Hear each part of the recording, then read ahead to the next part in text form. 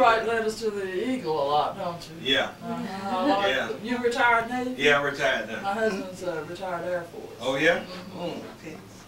Yeah. Okay. Okay. All right. Would you mind, first of all, telling me your full name and how it's spelled to make sure I have it right? Eldoris. Eldoris. That's all together. Eldoris.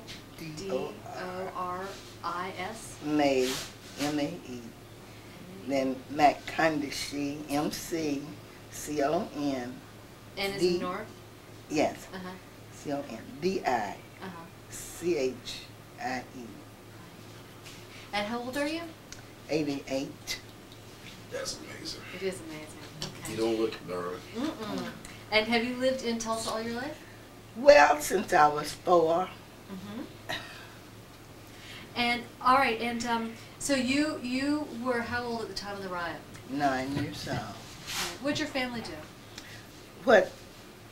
What did your family do for a living? Oh, at that they time? were just common workers. My mother worked out, and my father did work at, it was a Kennedy's golf course then, and that's where he used to work. And years ago, they had to do the greens, and he was out there on the field. Mm-hmm. He used to call them dragging the greens to keep them so they could play golf. Mm-hmm. And my mother did housework. Did you live in or near the Greenwood area? No, Greenwood area? Uh-huh. Oh, yes. Where'd you live in relation to the business district? I live right, well, almost in this area. My house is over the track, down Pine. You don't know where they, but anyway, Pine is the main street here. Mm-hmm. And we were right over the track on Iroquois. Mm-hmm. And that's the first little street. And my house might have been kind of even with this one over on the other side of the track. Mm-hmm. So what do you remember of the day of the riot? Do you remember what you were doing that day? Yes. The day of the riot, we were running. We were, the people, my mother, when I was awakened by my mother, I was real frightened because she told me what was happening, and I couldn't imagine that. I just said to her, I just got up and was real afraid, and she says, we have to go out, get out. I said, she says, the white people are killing the colored people. And I just felt that I could see them just lining us up, just going down the line shooting. But anyway, it wasn't that bad, but we had, the Millen Valley track was just lined with people going north. Mm-hmm. And some were in the head rags, old gowns, because they didn't have any time to get dressed to get out. Even some women left their shoes and was just walking down the track with no shoes on. And it was, the crowd was just the whole breadth of the railroad track, on the sides and down the middle. And they were all going north because they couldn't go south. And so we went right over the track off Pine was a small chicken coop. And a lot of people went in there because the bullets were just raining down over us. The airplanes was up, just raining down the bullets. And I could see them, and I heard them, and I was so frightened, I pulled away from my parents and ran into this chicken coop with all the other people. And I got into the corner of that, just scared as I could be. But my father came in there, and I had to leave out with him so I could stay with my family. So that was it. And I don't know, some little town going north on the Millen Valley track. There was a farmer there, very nice. He was white, and he said, as many of you people can come into our to get into this house, because he'd had 2 houses. The first one he lived in, and he had built another one. He says, as many of you can come in and stay as long, you know, until. Mm-hmm. So we stayed there overnight. Excuse me, where was that? This was I can't remember the town, but we went to Pawhuska from there. Walking. Still going north. With the next morning, I know we didn't walk, but I can't remember how.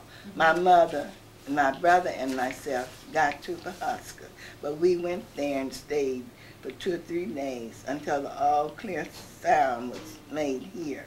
And so we came back home.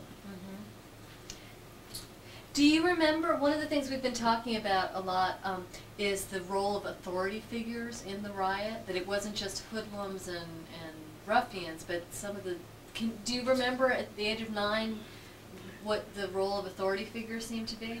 The authority figures, they were the men who, the businessmen, is that what you mean? Business leaders Business of Tulsa. leaders of Tulsa, yes, and Greenwood. Greenwood was just our street, our town. All the Negroes just had access to Greenwood. Our businesses were there. We had our doctors, our lawyers, our undertakers. All of the businessmen were down on Greenwood, just say from Cameron on back to Archer. But it was further than that. Some was up, and in our schools, Booker T. Washington was a high school.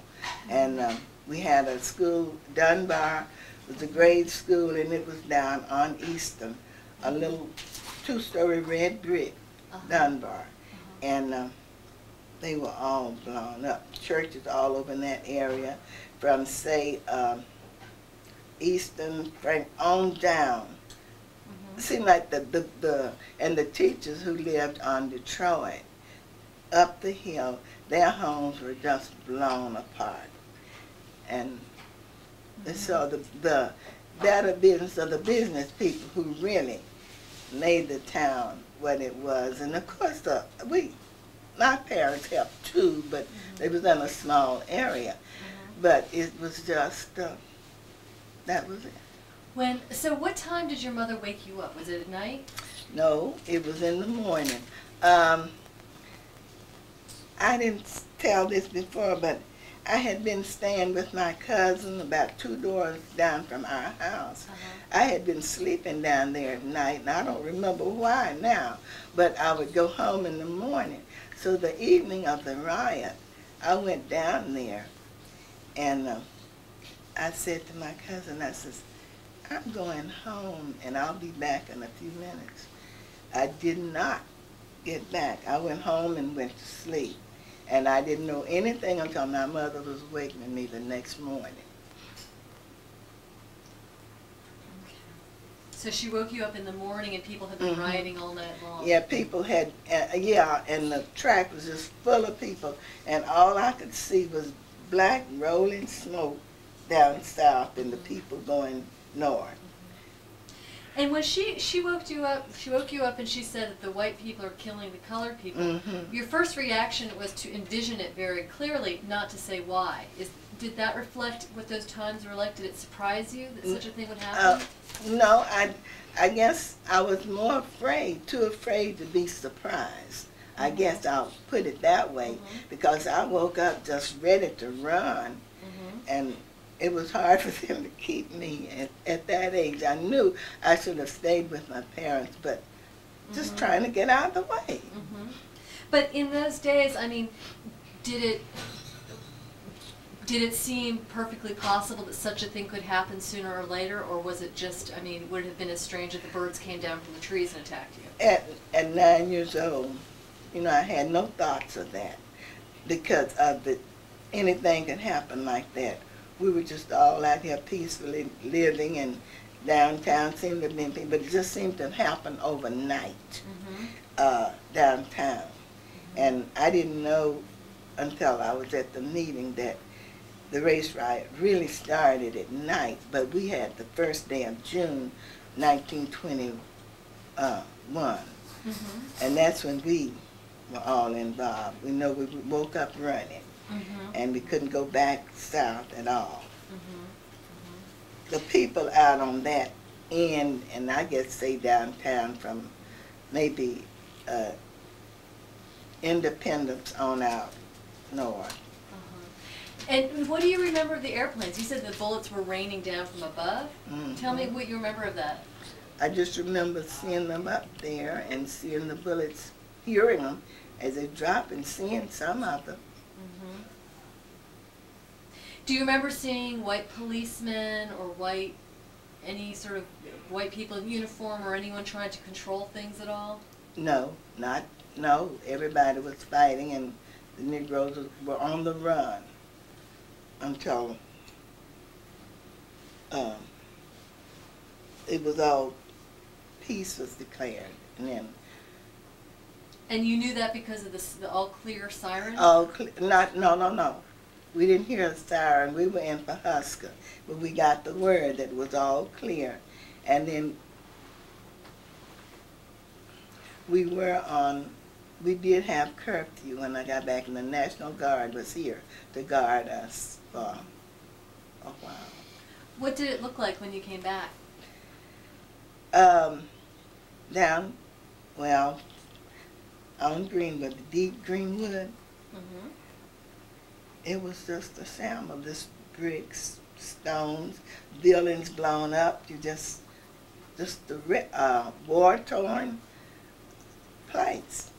And our pastor, the first pastor we had, he died not too long after the riot.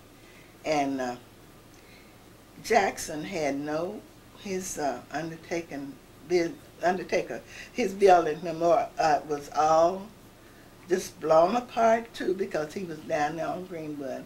And he had just a little room, maybe from this plastic over here to the wall, and not this long, back from here back.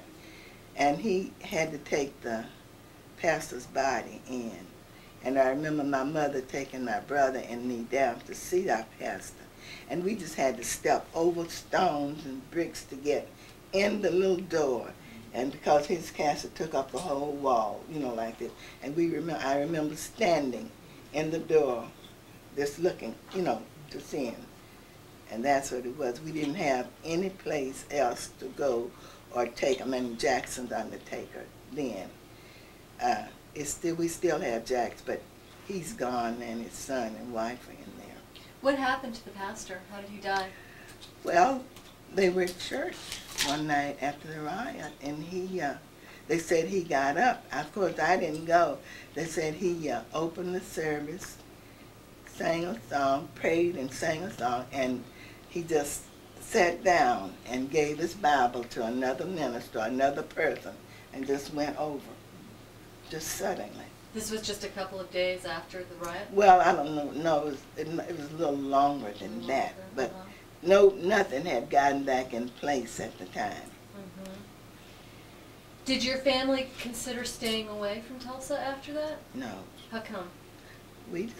Where we were, we didn't lose anything where we were. And so that was just home.